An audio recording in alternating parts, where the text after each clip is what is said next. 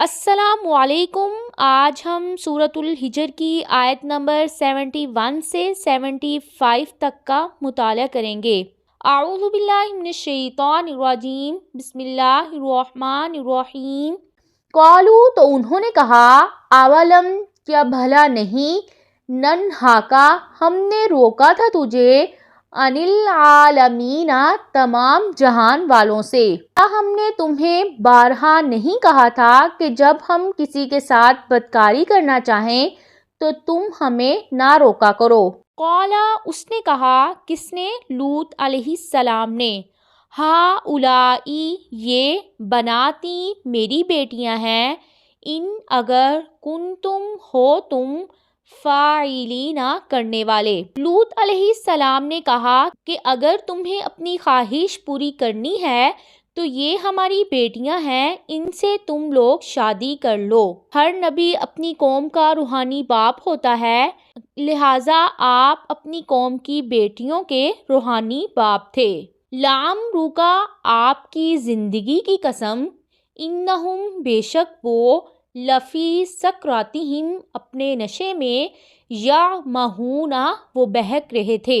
اللہ تعالیٰ اس آیت میں نبی کریم صلی اللہ علیہ وآلہ وسلم کی زندگی کی قسم کھا کر کہتے ہیں کہ سدوم بستی کے رہنے والے اپنی گمراہیوں میں بھٹک رہے تھے۔ آیت کی تفسیر میں ابن عباس کی روایت یہ ہے کہ اللہ تعالیٰ نے نبی کریم صلی اللہ علیہ وآلہ وسلم کی زندگی کے علاوہ کبھی کسی دوسرے کی زندگی کی قسم نہیں کھائی ہے۔ اخذتہم الصیحۃ، تو پکڑ لیا انہیں ایک چنگار نے، مشرقین، سورج طلوع ہوتے وقت۔ قوم لوط پر اللہ تعالیٰ کا عذاب ایک زبردست چیخ کی شکل میں صبح کے وقت نازل ہوا۔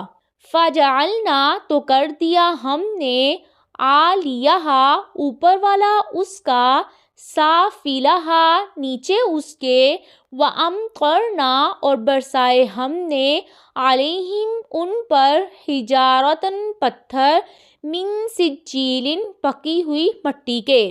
اس کے بعد فرشتوں نے پوری بستی کو الٹ دیا اور ان پر پتھروں کی بارش کر دی۔ ان، بے شک، فی ذالک، اس میں، لآیات، البتہ نشانیاں ہیں، للمتوسمین، گہری نظر سے دیکھنے والوں کے لیے۔